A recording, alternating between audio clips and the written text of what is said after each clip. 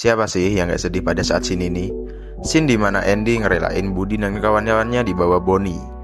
Kita semua tuh tumbuh besar sama keajaiban Disney. Dunia dongeng petualangan seru, karakter ikonik. Rasanya dulu tuh semua filmnya magical banget. Tapi kerasa gak sih?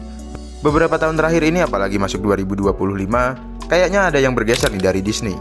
Film-filmnya banyak yang gak sesuai harapan atau flop, bahkan dicap gagal.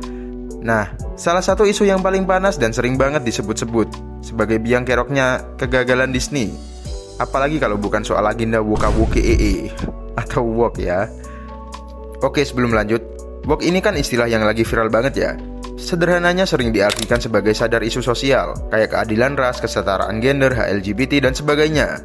Nah, dalam konteks Disney, banyak kritikus atau sebagian penonton ngerasa perusahaan ini tuh terlalu kenceng nih masukin agenda-agenda ini ke film-filmnya. Contohnya apa? Macem-macem. Mulai dari ganti keras karakter klasik, kayak Ariel di Little Mermaid. Lihat aja tuh live actionnya. Ini apaan coba? Ini malah kayak jadi ikan asin yang kelamaan dijemur. Nah, baru-baru ini juga Disney ngerombak nih cerita Putri Salju yang katanya udah gak relevan, atau adegan-adegan LGBT yang disisipi. Para kritikus bilang ini tuh jadinya fokusnya ke pesan, tapi pesan-pesan terselubung untuk, ya tahu sendirilah, bukan ke cerita yang bagus. Nah, pertanyaan besarnya, emang benar gara-gara woke ini filmnya jadi jelek atau nggak laku? Para kritikus dan penonton sih bilangnya iya. Argumennya gini, pas terlalu fokus pada pesan-pesan yang fokusnya ke diversity-nya itu, unsur fun dan ceritanya tuh jadi korban. Akibatnya, ceritanya jadi klise, gampang ketebak, atau malah bikin sebagian penonton ngerasa diceramahin. Film kayak Strange World atau Wish misalnya, visualnya mungkin bagus, tapi ceritanya dianggap kurang kuat dan performa box office-nya jauh dari harapan. Masalahnya, isu woke ini nggak cuma di filmnya doang guys. Sikap perusahaan Disney secara keseluruhan juga sering jadi sorotan.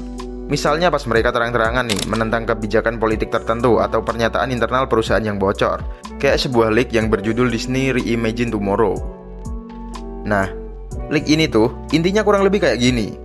Beberapa petinggi dan karyawan Disney berdiskusi nih untuk secara aktif dan signifikan meningkatkan representasi keberagaman, terutama LGBT dan ras minoritas ya. Nah, karena hal ini, banyak sekali nih film-film yang disisipi agenda akhirnya. Hal inilah yang bikin Disney kayak terjebak di tengah perang budaya. Di satu sisi ada tekanan buat makin progresif dan representatif. Di sisi lain ada backlash keras dari kelompok konservatif atau penonton yang gak setuju nih sama arah Disney, termasuk saya juga. Slogan Go Woke Go Broke itu sering banget tuh diteriakan sama mereka yang kontra.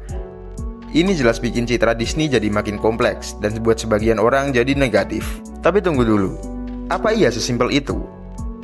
Apa benar semua gara-gara woke? Ya pasti benar sih. Tapi banyak juga loh yang bilang gak gitu. Ada faktor lain nih yang gak kalah penting. Misalnya kualitas naskah yang emang menurun, terus kompetitor-kompetitor yang makin jago. Lihat aja tuh, DreamWorks dengan Puss in Boots 2-nya, terus ada Illumination dengan Minionnya, dan juga ada animasi yang berhasil mantatin Disney nih. Animasi dari Asia, gak disangka-sangka, yaitu Neza 2.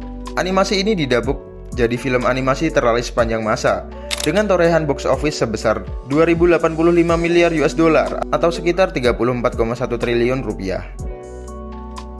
Ada juga yang bilang nih, budget film Disney sekarang gak gedean, jadi ekspektasi pendapatannya juga gak realistis. Ditambah lagi, mungkin penonton udah capek nih sama formula Disney yang gitu-gitu aja. Jadi kesimpulannya gimana?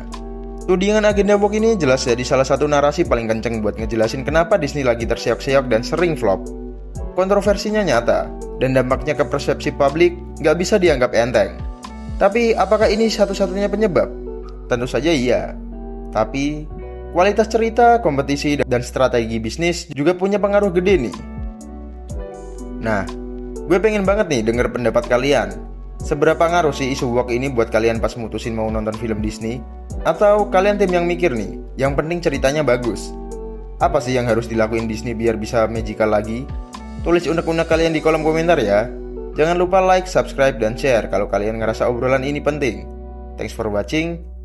See you in the next video.